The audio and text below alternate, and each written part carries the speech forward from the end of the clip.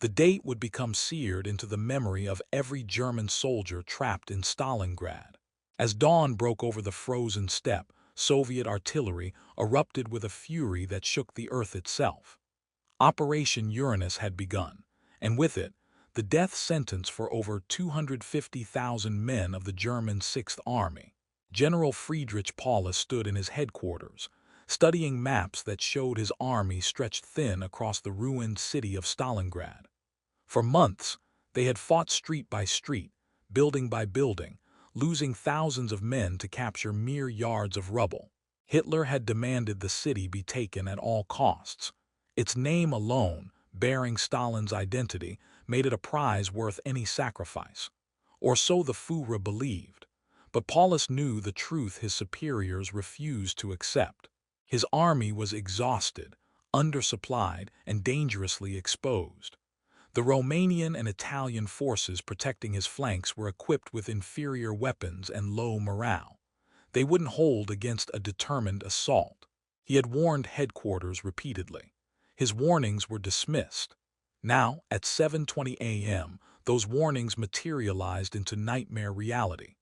3,000 Soviet guns opened fire simultaneously on the Romanian Third Army northwest of Stalingrad. The bombardment lasted 80 minutes.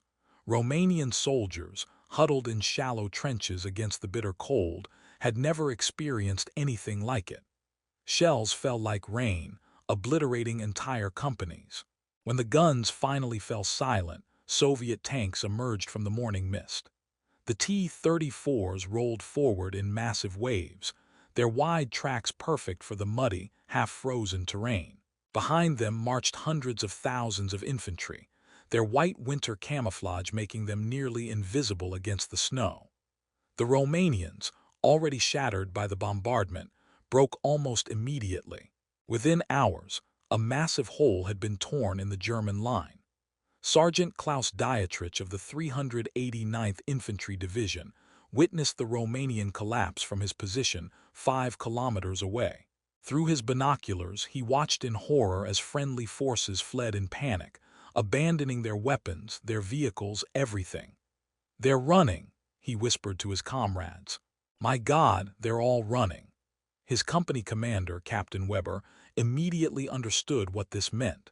Their flank was now completely exposed to the Soviet advance. Within the German command structure, panic began to spread as rapidly as the Soviet advance. Radio messages flooded headquarters with desperate pleas for reinforcements, for air support, for any help at all. But there were no reserves. Every available German unit was already committed to the grinding battle inside Stalingrad itself. The cupboard was bare. 24 hours later, on November 20, a second Soviet offensive smashed into the Romanian Fourth Army south of Stalingrad. Again, the pattern repeated. Devastating artillery bombardment that turned defensive positions into moonscapes, overwhelming tank attacks that crushed everything in their path, total collapse of the defensive line within hours. The two Soviet pincers were now racing toward each other, aiming to meet at Kalach, a small town on the Don River west of Stalingrad. If they succeeded, the entire Sixth Army would be encircled. The German soldiers fighting in Stalingrad's ruins remained largely unaware of the catastrophe developing behind them.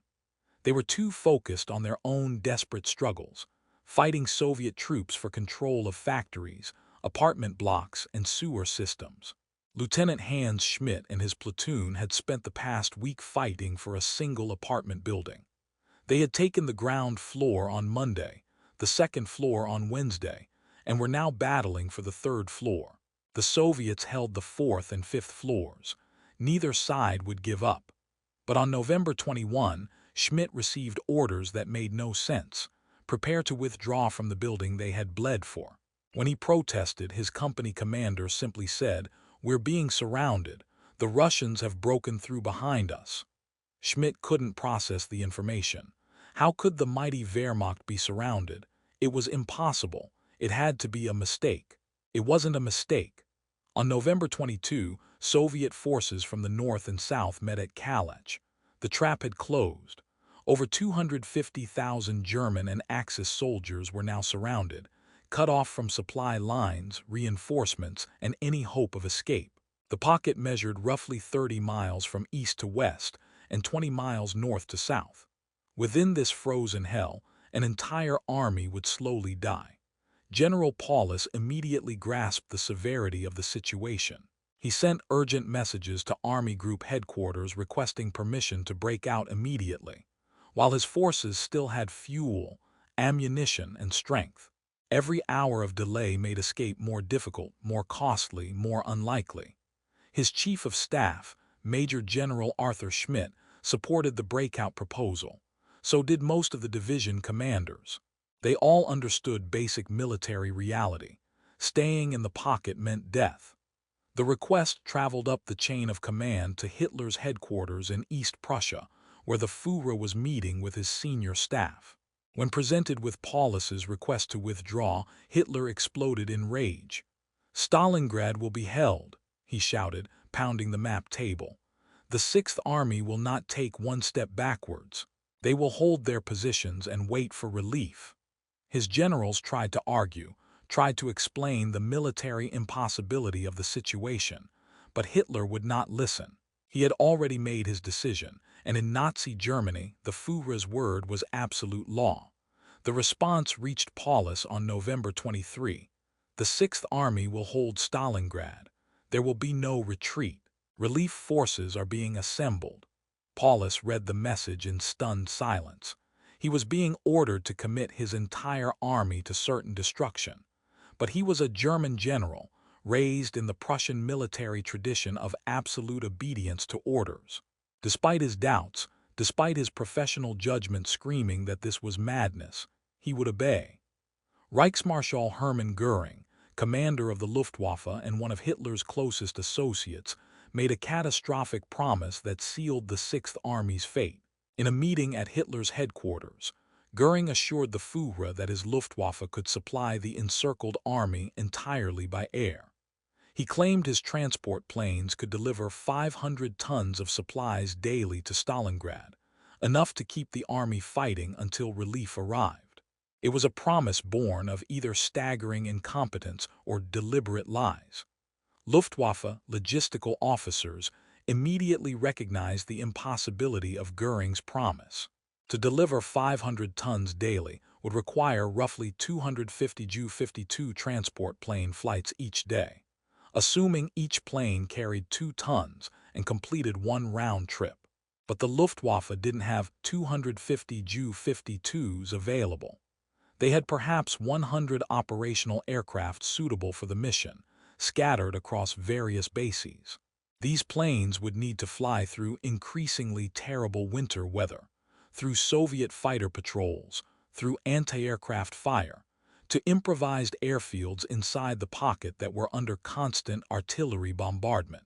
Colonel Fritz Morzig, commander of Luftwaffe transport operations, privately calculated that they might deliver 100 tons per day under optimal conditions. In reality, weather and Soviet interdiction would reduce that figure significantly. He tried to warn his superiors. He was ignored. Göring had made his promise to Hitler, and the Luftwaffe would be ordered to fulfill it, regardless of reality. Inside the pocket, German soldiers began to understand their predicament. The initial supplies they carried, ammunition, food, fuel, would last perhaps 2 weeks with careful rationing. After that, they would depend entirely on the airlift. Soldiers watched hopefully as the first Ju-52s appeared overhead, dropping supply containers by parachute. But there weren't enough planes. There were never enough planes. Rations were cut on November 26. Each soldier would now receive 2/3 of the normal daily allocation. On December 1, rations were cut again to half. By December 7, soldiers were receiving barely 1,200 calories per day, far below what men fighting in sub-zero temperatures required. They began to lose weight rapidly. Strength faded. The wounded suffered most as medical supplies ran critically short. Temperatures plunged as the Russian winter tightened its grip, -20 degrees Celsius, -30. On some nights, -40. German soldiers, still wearing the summer uniforms they had been issued back in June when the offensive began, froze. The Wehrmacht had failed to supply winter clothing, believing the campaign would end before cold weather arrived. That miscalculation now cost thousands of lives. Corporal Friedrich Engels, a veteran of the French campaign, wrote in his diary, "The cold is beyond description. I've wrapped my feet in newspaper under my boots, but I can no longer feel my toes." Schmidt lost 3 fingers to frostbite yesterday. The medics simply cut them off with no anesthesia. We have no morphine left. He didn't even scream. I think he was too cold to feel it properly. We burn anything we can find for heat. Furniture, books, pieces of houses. It's never enough. Horses were slaughtered for meat. The Sixth Army had entered the pocket with roughly 40,000 horses used for transport and artillery. By mid-December, most had been killed and eaten. Soldiers boiled the bones to make soup. They ate the leather harnesses when nothing else remained. The few remaining horses were walking skeletons, too weak to pull anything, kept alive only because they represented future meals. The wounded presented an impossible moral dilemma. Field hospitals overflowed with casualties, but there were no medical supplies to treat them. No antibiotics, no anesthesia, no bandages. Doctors performed amputations with hacksaws, without painkillers, while other soldiers held down the screaming patient. Many died from shock. Others died from infections that would have been easily treatable with proper medicine. The wounded who couldn't walk were simply left in unheated buildings, where most froze to death. Hitler, from his distant headquarters, continued to issue orders that bore no relationship to reality. He radioed Paulus with detailed instructions about which positions to hold, which buildings to defend, which streets to control. He sent congratulatory messages praising the Sixth Army's heroic stand. He promoted officers and awarded medals. And he repeatedly promised that relief was coming soon, very soon. General Erich von Manstein, one of Germany's most capable commanders, was given the task of rescuing the Sixth Army. He assembled Army Group Don, built around the powerful 4th Panzer Army, and began planning Operation Winter Storm. The plan was straightforward: punch through the Soviet encirclement, reach Stalingrad, and establish a supply corridor. If successful, it might save the trapped army. Manstein harbored no illusions about the difficulty of his mission. The Soviets had used the weeks since completing the encirclement to build powerful defensive positions. They knew the Germans would attempt a relief operation and had prepared accordingly. Moreover, Manstein's forces were inadequate for the task. He needed overwhelming strength to guarantee success. Instead, he had just enough troops to make the attempt possible. Operation Winter Storm launched on December 12, 1942. German panzers drove forward with desperate determination, their commanders knowing that 250,000 comrades depended on them. The 6th Panzer Division led the assault, its tanks smashing through Soviet positions, advancing steadily despite heavy casualties. By December 15, they had penetrated 20 miles into the Soviet defensive zone. By December 19, they had reached the Mishkova River, just 30 miles from the pocket's perimeter. Inside the pocket, soldiers heard the distant thunder of Manstein's guns and allowed themselves to hope. Rescue was close, so close. Some units began preparing to break out, to fight their way toward Manstein's approaching panzers. Paulus requested permission from Hitler to begin the breakout operation. Time was critical. Manstein's forces were stretched thin and couldn't hold their advanced position indefinitely. Hitler's response arrived on December 21. The Sixth Army will hold Stalingrad. There will be no breakout. Manstein's forces will reach you. It was another death sentence. Paulus, despite his personal anguish, obeyed the order. His army would not break out. They would wait for relief that would never come. Manstein sent increasingly desperate messages to Paulus. "You must break out now immediately, while we can still link up. I cannot hold this position much longer." But Paulus, bound by his oath of obedience and Hitler's explicit orders, refused to act without permission from the Führer. The moment passed. Soviet reinforcements flooded into the area, attacking Manstein's exposed flanks. The relief force, running low on fuel and ammunition, facing fresh enemy armies, had no choice but to withdraw on December 23. The last hope died in the frozen steppe. Manstein's panzers fell back, abandoning their hard-won gains, leaving the Sixth Army to its fate. Inside the pocket, soldiers who had heard the guns grow closer, who had believed rescue was imminent, now listened as the sounds of battle faded into the distance. The artillery grew fainter, then stopped altogether. The rescuers had failed. They were alone. Christmas 1942 arrived in the pocket. In Germany, families gathered around warm fires, exchanging gifts, singing carols, pretending everything was normal. At Stalingrad, soldiers huddled in basements and bunkers, sharing tiny portions of horsemeat and hard bread. Some still believed rescue would come. Others knew better. They wrote final letters home, letters that would never be delivered because the Luftwaffe no longer had capacity to fly out mail. They thought of their families, of warm houses and full meals, of a world that seemed impossibly distant. Private Otto Bauer, a baker from Munich before the war, wrote in his final letter, "Dearest Maria, I don't know if you will ever read this. I want you to know that my last thoughts were of you and little Anna. I remember the smell of bread baking in our shop, the sound of your laugh, Anna's tiny hand in mine. These memories keep me warm when nothing else can. Tell Anna her father loved her more than life itself. Do not mourn too long. Live fully, love deeply, be happy. That will be my legacy." By January 1943, the situation had become apocalyptic. The Luftwaffe airlift had essentially collapsed. On January 6, Soviet forces captured Pitomnik, the largest airfield inside the pocket. Only one small airstrip remained operational, and it was under constant artillery fire. Transport planes attempting to land were often destroyed on the ground. Pilots began simply pushing supplies out the door while flying low over the pocket, hoping soldiers below could recover them. Much of this material fell into Soviet-held areas or was simply lost. Starvation became the dominant reality. Official rations dropped to 200 calories per day, then less. In practice, many soldiers received nothing for days at a time. Men became skeletal, their uniforms hanging loose on wasted frames. They were too weak to fight effectively, barely able to walk.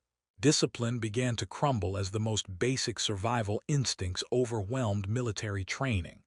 Soldiers stopped following orders, stopped caring about anything except finding food or warmth. Some men simply gave up. They walked away from their positions, sat down in the snow, and waited to die.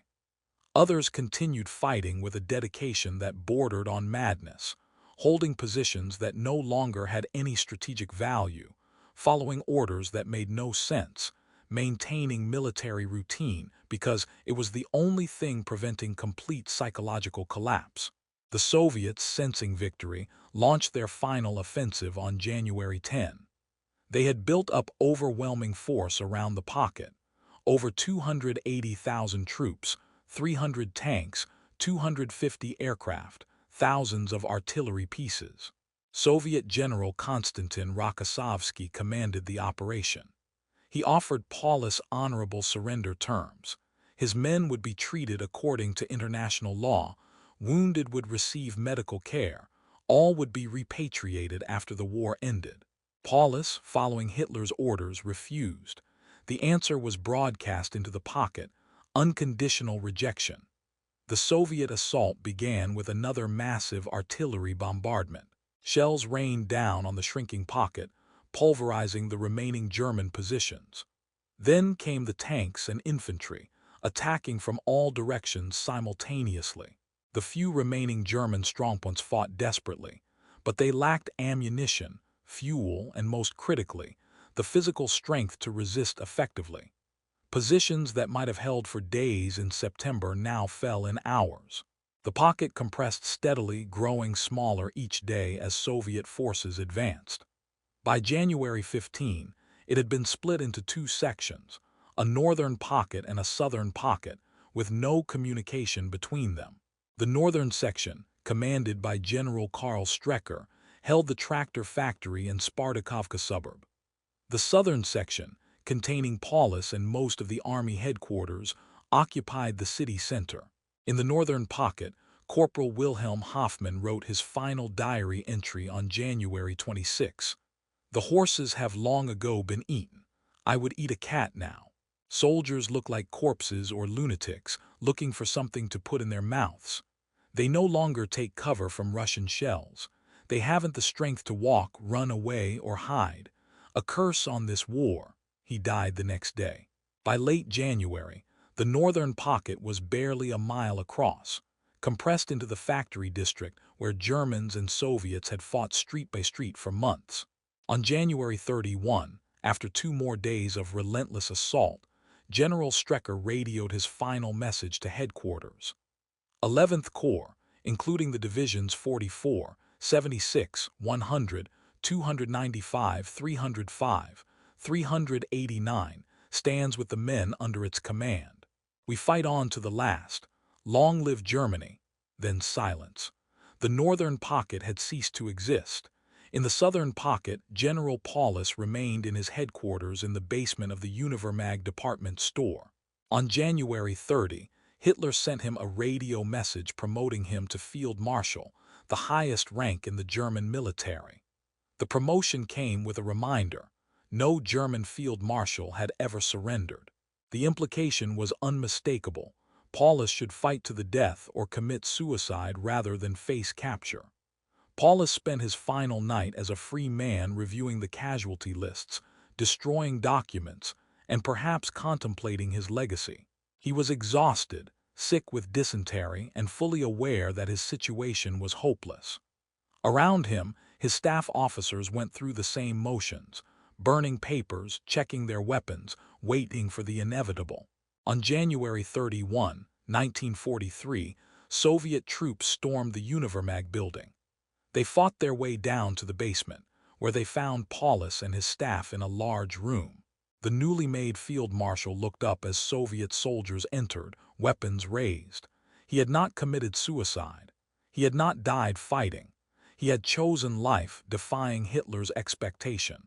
For this decision, he would be denounced as a traitor in Germany, his name struck from military rolls, his family threatened. Senior Lieutenant Fyodor Ilchenko, who participated in Paulus's capture, later described the scene. We entered the basement and found a small room where several German officers sat at a table. One of them, gaunt and wearing a field marshal's uniform, looked at us with empty eyes. He said in German, "I am General Field Marshal Paulus." That was it. No drama, no speeches, just tired men accepting the inevitable. Over the following 2 days, the remaining German forces in the southern pocket surrendered piecemeal. Some units fought to the last bullet, then raised white flags. Others simply waited in their positions for Soviet troops to arrive. By February 2, 1943, all resistance had ceased. The Battle of Stalingrad was over. The human cost was staggering beyond comprehension. Of the 250,000 Axis soldiers encircled on November 23, approximately 91,000 survived to enter Soviet captivity. The rest, 159,000 men, died in the pocket from combat, starvation, disease, and cold. Of those 91,000 prisoners, fewer than 6,000 would ever see their homelands again. Most died in Soviet camps from typhus, dysentery, and the lingering effects of their ordeal. The last survivors weren't released until 1955, a full decade after the war ended. The psychological impact on Germany was devastating. Goebbels declared 3 days of national mourning. Radio broadcasts played somber music. For the first time, the German people confronted the possibility that the war could be lost. Hitler raged about betrayal and weakness, but no amount of propaganda could hide the truth. An entire field army had been annihilated. The brutal winter night of November 19, 1942, when Soviet guns first opened fire, had indeed broken the German Sixth Army forever. But it had broken something larger and more significant: Germany's belief in certain victory, Hitler's strategic judgment, and the Wehrmacht's aura of unstoppable power. Stalingrad marked the turning point of the entire Eastern Front and perhaps the entire war. From that moment forward, Germany would be retreating, losing, dying. The initiative had passed irrevocably to the Soviets.